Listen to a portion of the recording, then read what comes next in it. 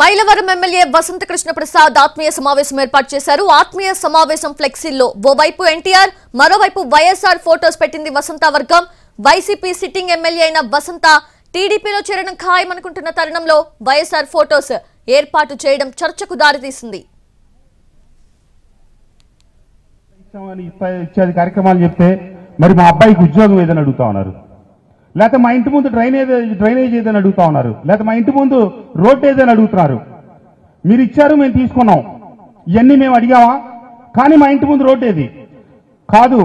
ముఖ్యమంత్రి గారు అభివృద్ధికి, రోడ్లకి, డ్రైన్లకి నీళ్లు కాకుండా సచివాలయాలు కట్టించమన్నారు, ఆర్బీకేలు కట్టించమన్నారు, వెల్నెస్ సెంటర్లు కట్టించమన్నారు. అవన్నీ కూడా ఉమ్మడి కృష్ణా జిల్లాలో రైతు భరోసా కేంద్రాల్లో సంవత్సరం క్రితం వరకు మైలవరం నియోజకవర్గమే ప్రథమ స్థానంలో ఉంది. అట్లాగే సచివాలయాలు మనమే ప్రథమ స్థానంలో ఉన్నాం. డ్రైన్లు నిర్మించిన వాటిలో మైలవరమే ప్రథమ స్థానంలో ఉంది. ఇన్ని నిర్మించిన తర్వాత చివరకు జరిగింది ఏంటి?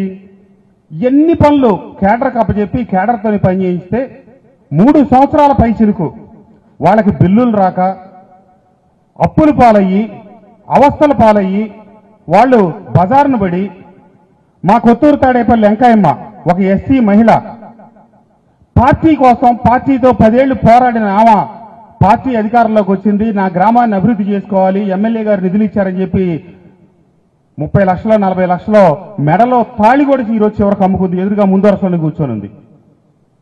బిల్లుల కోసం ఎక్కడ తిరిగినా నా బాధ, మొత్తం అలా నిరోధనే. సాయన్నపాలెంలో, నాగులూరు శివారు సాయన్నపాలెంలో 2 ఎస్సీ సోదరులు ఈ రోజు కూడా వాళ్ళు వచ్చారు, ఇందా కనిపించారు. పాపం ఒక ప్యాకేజ్ తీసుకుని 30 లక్షల రూపాయలు రైలు కడితే ఈ రోజుకి వాళ్ళకి బిల్లులు రాని పరిస్థితి. ఏదో వాళ్ళు కట్టి ఇప్పుడు 4 సంవత్సరాలు అయ్యి ఆ డ్రైన్లు కూడా పాత పడిపోయినాయి.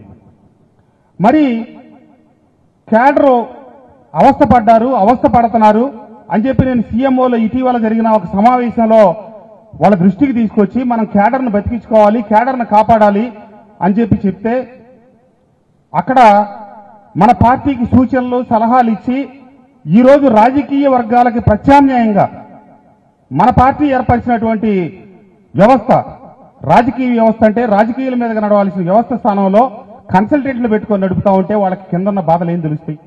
అతను అన్నాడు, క్యాడర్ హ్యాపీగా ఉంటే పబ్లిక్ అన్హ్యాపీగా ఉంటారు, పబ్లిక్ హ్యాపీగా ఉండాలంటే క్యాడర్ అన్హ్యాపీగా ఉండాలి. అంటే క్యాడర్ బిల్లులు రాక అవస్థ పడితే ప్రజలు సంతోషిస్తారనేది ఆయన అభిప్రాయం.